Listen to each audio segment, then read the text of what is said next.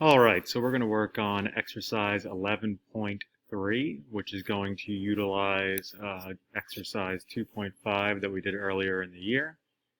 So for this drawing, we can see we have three views we have to make. We had set a scale of 0.5. Once again, this is someone's work that I just pulled off, so we're going to roll with it. So first things first, I'm going to be starting off with this as my origin. I'm going to be drawing out some lines. I'm going to draw this actually as a square at first, all these edges as squares everywhere. And then I'm going to use the fillet command to make it a little bit easier. So let's start off with line. Okay, so I'll type in L-I-N-E. First point is 0, 0.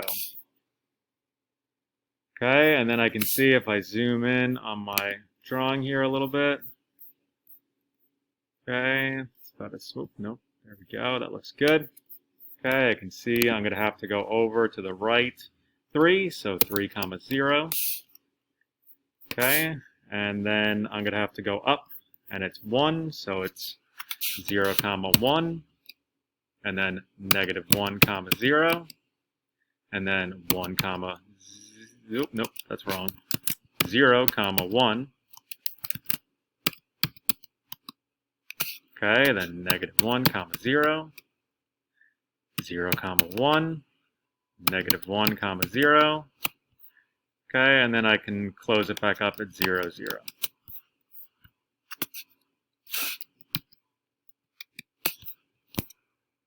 Okay, there we go.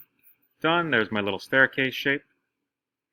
So now I'm going to do some offsetting to get my distance. So I'm going to offset a distance of 1. Go to the right. Go up. Okay. For this top view, I'm just seeing the tops of these steps here, and I can't really see the curve. So I'm going to use the rectangle tool. I'm going to start here. And it's going to be over 1 in the X, and it's going to be 3 in the Y. And then I might as well copy this. So I typed copy, selected it, press enter, chose my base point as the bottom left-hand corner, and click, and click. Now for this next side, okay, I'm looking at it this way. So I'm going to rectangle it up again, start on this point, and I'm going to go to the right, and this time it's going to be 3, 1.